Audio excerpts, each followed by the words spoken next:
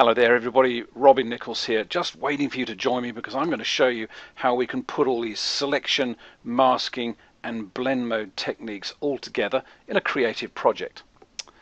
So I make a lot of digital photo books, and rather than just dragging and dropping one picture onto a page, and so on and so forth, I like to break up the edges of the rectangles that make our photos and generally make the pages look as exciting and as different as possible. I went to Africa. In Africa there is lots of texture and lots of hairy animals, so I thought, why not make a really textured, gritty, nutty, flavoured sort of page as an opening sequence. In fact, then I went kind of over top and made the whole book to look like it. So let me show you exactly what I'm doing here. In Africa you also find these fellas here, big crusty old elephants, which are fantastic. So first off, I need to make a page, and making a page is very easy. I decided to go on A3 for a really big book, and we click OK. So second thing is I need to rotate the page because the book only comes in landscape format. So I'm going to call this book page. There we go, call it Photoshop, and in my Africa edited folder. Now here is Mr. Elephant. So what I could do, I could just be very banal. Here's another page. There's my page. I could just pop the elephant onto the page, and typically if you're using Blurb or Memento or Click on Print or one of those nice downloadable software apps, you can just drag it into a window, bingo, there's your page. Think, okay, brilliant, lovely. I want to make it a bit more sort of crusty and a bit more interesting. So what we're going to do, I have a number of interesting photos here. This is a shot of some oil slick in the local park. This is a shot of some rock in a quarry somewhere, and this is an out of focus lathe which I accidentally focused, and I actually used it about 120 million times because I find it really useful. But what we're going to do, I think we're going to put the elephant onto some rock first off. So I'm going to push the rock into the elephant photo and it goes wallop on top. Okay, covers it up. Now the nice thing about doing some of these techniques is it doesn't really matter about the integrity, in inverted commas, of the resolution. What I mean by that is this little fella is going to be the background, so I need to transform, Control T. I don't need to worry too much about the proportionality. It doesn't have to be an exact photographic piece of rock because after all it's just a background. So click OK. I'm not going to worry about that too much. As you saw, as you glimpsed here, I also have this little fella here. This is a piece of paper. So a piece of cartridge paper, and I've hand ripped it. Okay, I've wrinkled it up a little bit, hand ripped it and left it. I'm going to use this as a mask or as a mat in order to change the shape of my elephant photo. And I've got a whole storage of different shaped ripped pieces of card. I've even got bits of card. In fact, I'll go and show you. I've got bits of card that I've heated up in the gas oven in order to burn them. So as you can see here, I've got a range of stuff, different shaped pieces of paper and what have you. Let's find one of my baked, or as my wife would say, half-baked. Here we go. And this is just a sheet of paper. It's black and white. I don't care because I'm just going to use a black and white image. So first off, in order to select that piece of paper, I need to use the magic wand. Okay, I need to use the magic wand and I need to select it. So it's a little bit sort of vicious because it selects everything. So what I might do is I might go and select another version, which is this one, which is on black. And as you can see here, we're going to have a few problems with this one because if I select the black, it's probably going to select everything. So you need to be a little bit, I suppose, thoughtful about what you're doing when you select stuff. And here the tolerance is way over the top, so I'm going to pull it back down to about 30. Try that. Nope, that's still a little bit on the heavy side. Bring the tolerance down because I just want to select the paper around there. Let's try that. Oh, that's looking a little bit better, so I can do multiple selections. And even then that's not working terribly well, so I might just brighten up everything here but darken down the edge. So essentially I'm just looking for a nice edge. That's looking a little bit better, so I've just brightened up the image. Fantastic. Okay, that's, whoops, went too far, but you know, that's pretty good. The trick is, remember, in selection sometimes it's easier to select the bit you don't want and then invert or inverse the selection. So now I've just got that piece of paper selected. I'm going to press Control or Command C. I'm going to copy what's in that selection, which is just my piece of paper. I'm going to go back to my, where's it gone? Book page. There we go. And I'm going to press Control or Command V. Bingo, it arrives. It's not necessarily entirely accurate, but it arrives. Now what I'm going to do is I'm going to mess around with this just a little bit. I'm just going to rotate it a little bit using my transformation skills. I'm going to shrink it down in size a little bit. And I actually want it to go a little bit smaller than the elephant. Okay, so basically I want this ragged edge piece of cardboard to fit inside the elephant picture, and I'm actually going to make the elephant picture go a little bit bigger. I think that might be an easy way to do it. Okay, so I'm just going to expand this just a little bit. I can afford to lose a bit of the elephant photo. There we go. So essentially I don't want the edges of this paper layer to overlap the image, because I want to use the shape of this torn piece of paper to shape the photo. How do I do that? Well, if I turn all these layers off, you'll see we've just got this piece of paper floating in space. So theoretically, if I then use the magic wand, it's dead easy to select the space around the piece of paper. It's a lot easier than if I select the piece of paper, because it's multi-toned. It's going to take me forever to try and select it. So select the outside, okay, then go to the elephant layer and turn it back on again. Beep. All right. And if I press backspace or delete, it just deletes all the bits of the elephant layer. Let me just do that again. All the bits that we can actually see. So anything bigger than the shape of the torn paper gets deleted. All right, I've gone and stuffed that up because you need that once only. So let's just try that again. I'm going to go back to my layer, go back to the elephant layer and press backspace. And it kind of looks a bit weird because you think, well, what's happened there? If I turn my top piece of paper off, there is my ragged edged elephant photo on its background. So you get to see where I'm coming from now. So that's pretty cool. But wait, as they say, there is a lot more to this. What I can also do with this is leave my layer 1 there, which is, of course is my raggedy edged piece of paper, and change the blend mode in order to bleed it into the elephant. Something like, yuck, not overlay, not soft light, not hard light, not vivid light. So I need to work out which one it is. So it's probably going to be something like darker color, or even maybe just darken, or maybe multiply. See what it is? So it's actually making the burnt edges look a lot darker in the picture. I kind of like that. I think color burns a little bit too much. I think just multiply is kind of nice. Okay, back to some of the other components. Now here's my funny piece of, what can I call it? This is an out of focus picture. Drag that, pop it into the picture. Okay, very easy. And I'm going to change the blend mode of that one. So we're going to change the blend mode to something like hard light. And immediately hard light, as you can see here, really does change the tonality of that. And again, I can just very quickly make it go a bit bigger. Basically just stretch it to fit. There we go. Stretch it to fit like that. That's kind of nice. But I'm going to use layer 1 to form or to shape that out of focus picture again. So go back to my background JPEG that I've just put in there, press backspace, and bingo, it shaves or deletes everything. So now I've got 3 layers which are all exactly the same shape, the shape of my paper. You can't see the new layer, the 3rd layer, because it's underneath. So let's put it on top, and there you can see we're beginning to cook with gas because we've got a very odd looking color, okay, sitting on top in hard light. Let's just change that to something like,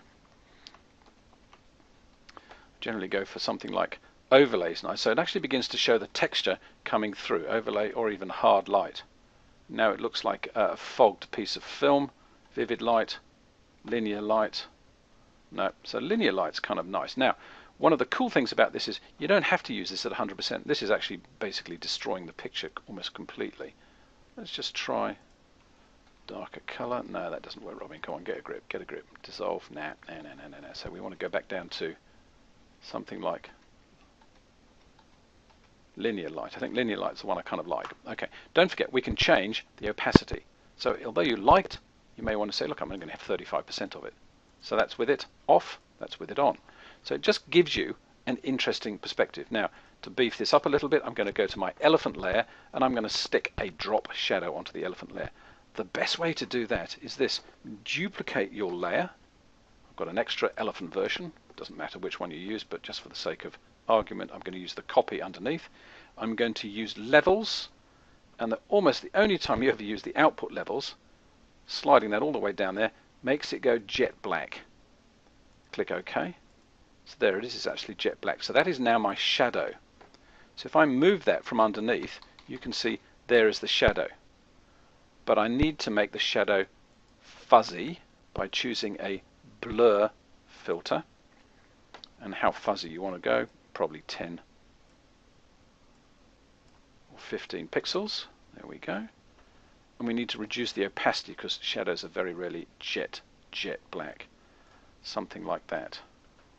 Okay, so now we're cooking with gas, sort of, because we're getting all sorts of interesting things happening here.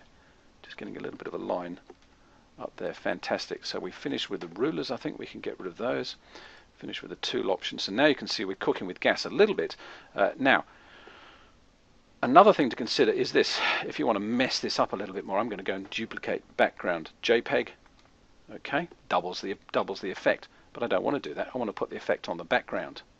It disappears entirely because it's exactly the same shape as the elephant and the shadow and the paper overlay and the original one right on the top. So let's stretch it a little bit bigger. And we're just going to grab it. I don't care that the fact that it doesn't really fit. It's not really proportional. It's not really nice. It's not really, what's the word, exactly the same size. But there you go. And I'm going to then rotate it a little bit. Okay, I might even just bring it down in size actually. I'm just talking to myself here. There we go. Something like that. And I might even just bring the opacity down a little bit more. And then I'm going to duplicate it once and rotate it a little bit. What I'm doing here is I'm duplicating this kind of very subtle effect in the background. And when I zoom in, you'll be able to see what I'm doing here. But it just adds, it's almost like you're putting it onto a layer of tissue paper. See what's happening around here? We're putting onto a layer of tissue paper. I might actually change the blend mode a little bit and see if that's going to become even something like that, which is difference may work. And let's just duplicate it again and again rotate that. Essentially, so it's almost like it's nestling on sort of a sheet of tissue paper. So it's not just a slab of rock that I've photographed and put it on. I've put a number of other things on top of it. Now, you can think things are getting quite complicated here on there. It's pretty good. I like it. Another thing we can do, of course, is we can make Mr. Elephant a little bit clearer because we've got all this stuff sitting on top of him. So I go back up to the background and I take my eraser brush. I can just cut a hole in that sort of special effects sheet of whatever it is. Okay, this is what I've done. I've just cut a hole, as you can see here. It's only set to 36%. So what I've done is I've just erased it and basically made the elephant clearer. Did you see that? I'll undo that and you can see what I just did. Go back up to background, set my eraser brush maybe to a slower, and gradually it just eats through that selection and basically takes away some of that sort of coloration that we've got happening here.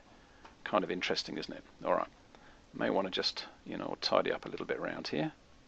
What I also find very, very handy in these effects is possibly to put a little bit more texture in there. Well, texture, we can go completely mental by choosing a piece of screwed up paper. Ooh, screwed up paper. You notice that when I do this kind of thing, I always photograph it on black velvet or black paper. Why? Well, it makes it just dead easy to select. If I can get the magic wand tool, bang, very easy to select the background, and then of course I invert the selection, I copy the selection, and then I paste the selection into there. Haha. So the reason I'm doing this is I just want to put a bit more texture into the elephant. How do I do that? Well, very simply by putting something like soft light. Okay, let's see if I can change that. Hard light, there we go. Hard light's the go. So I need to do that same thing again. I need to select part of it, go back up to my crinkled paper layer and press delete, so that again I've just got the shape of the elephant layer, but of course I've obliterated everything because I've gone and stuck this sort of opaque-ish piece of paper on top. It looks a bit naff, doesn't it? So what do we do? A couple of things we can do. Number one is I can reduce the opacity. Okay, I can change the blending mode to something like soft light. Nope, that's a little bit too subtle, Robin. Maybe hard light. Reduce the opacity a bit more, and then up the contrast. You can see here, goodness me, I can up the contrast. Whoa! So essentially, I'm just changing the tones. Don't care about what I'm doing to the picture at all. I'm just stuffing it up. So what we've got now is a piece of paper that looks like that. If in normal language, that's what it looks like. So it looks dull and grungy. But by the time we use our blend modes, in, let's say, soft light mode. What was it, or hard light mode, wasn't it? Can't even remember what I did. And the opacity's cranked down to about, I don't know, 30% or something like that. You begin to get this lovely wavy texture happening. Okay, put a bit of color in the texture if you want, and you begin to get the idea that we can get some fantastic effects just using a sheet of paper. Hoo-hoo. While we're on a roll, I can probably put the sheet of paper underneath everything here, and again change that blending mode from normal down to, I think we were on something like hard light. Okay, let's just check that. Was that on hard light? Yep, hard light. And I can increase the contrast simply using levels. And again, it's very easy to do. Something like that.